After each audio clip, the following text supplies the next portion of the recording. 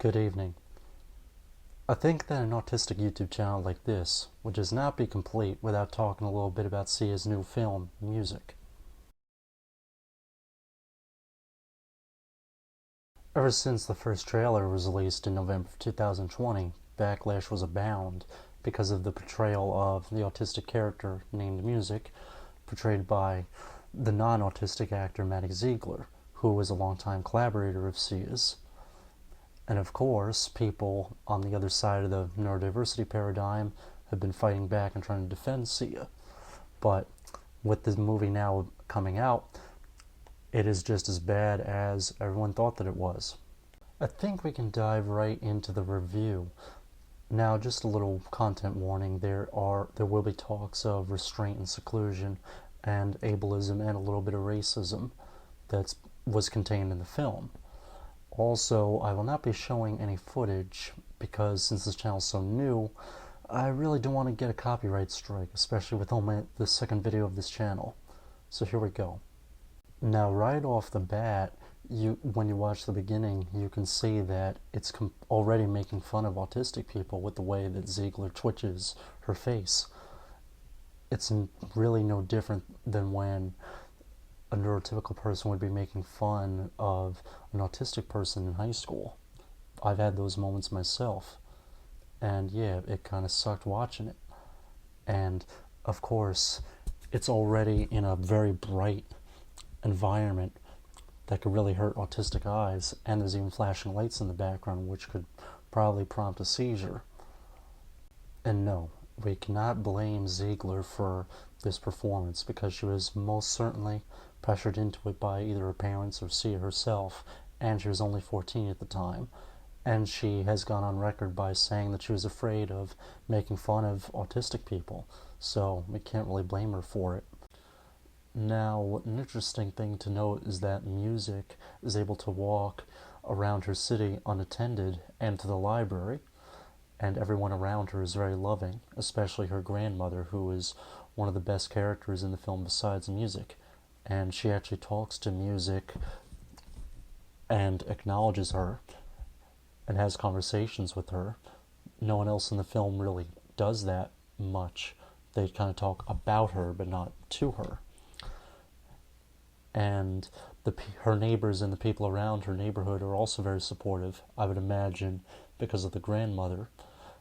This could have actually been a very great concept to explore because of the grandmother being so supportive, but tragically she dies early on in the film, and she has to be taken care of by her half-sister Zoo, played by Kate Hudson.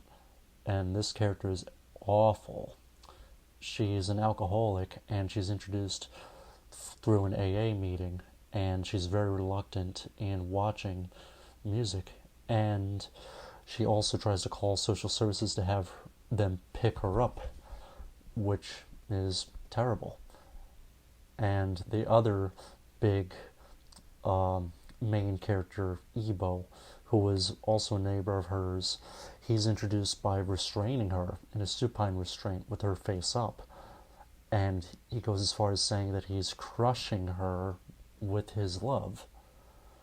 Now, this sends a horrible message to audiences because it makes it seem like restraints are safe when they're really not.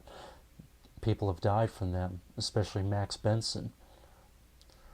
And the hashtag #ShineOnMax commemorates that. Speaking of which, a couple weeks from the filming of this is actually the Disability Day Morning Vigil, which I'll be hosting myself on Facebook. I'll put a link below for you guys to check out. Also, nearly 30 minutes into the film, Music starts communicating with an iPad, but only to tell basic emotions like whether she's happy or scared, and to say yes or no. This would have been a great opportunity to hear more abstract thoughts from her, so we could really get inside her head and know what she really likes and believes. But this movie does not treat Music as a person, but rather just a prop for Kate Hudson's character to further propel and fall in love with Ebo. So it's just a badly written romance film, even without the autism written into the equation. At this point, the film is actually bombing really hard on a $60 million budget, and profits of only $500,000. I wonder why.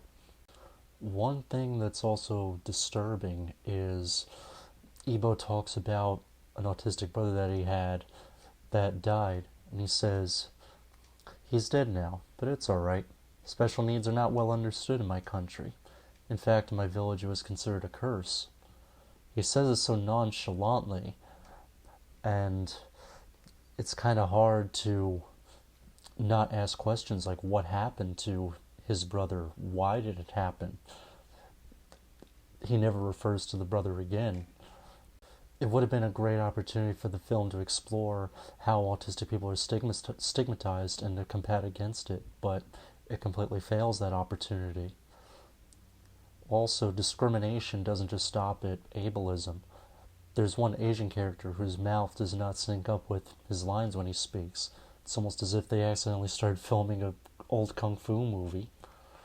Also, on top of that, when another Asian character dies, he is seen being carried away in a rickshaw. You really can't get more stereotypical than that. We should also touch upon how music herself is discriminated. Besides the example I mentioned earlier about Zhu calling social services to come pick her up, she also says to Ebo that she wanted to have her taken to the people pound, basically comparing music to a dog, and Ebo just kind of laughs at it. And also music is within earshot when Zhu says it, so that's terrible.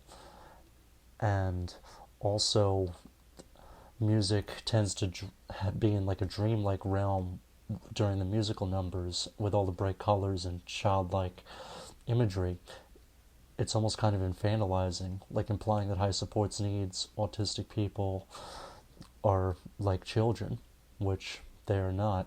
Many of them are actually quite mature and articulate if you actually get to know them.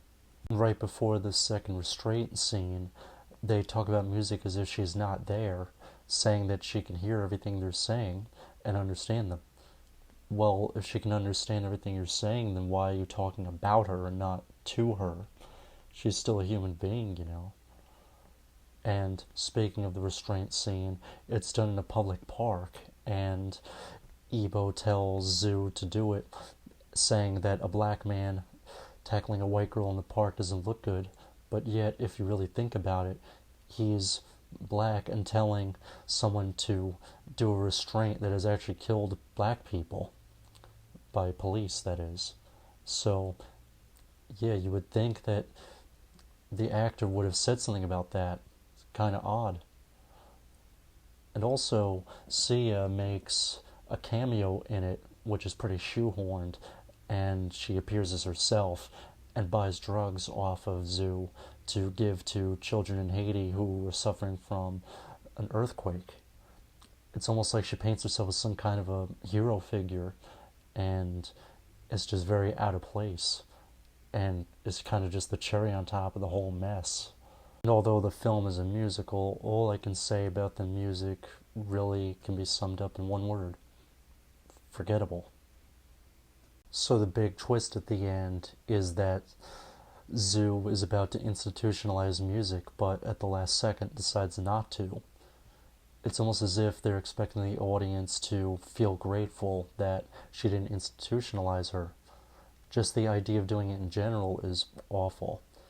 And to make it matters worse, they go to Ebo's brother's wedding, and music is basically singing on stage, and it looks a lot like any kind of disability inspiration porn, and it's quite difficult to watch. Even if you remove the autism from the equation, this movie would have still been a terrible film. It's marred by bad acting, bad dialogue, bad music, and unlikable characters with no substance, which makes this film a total failure.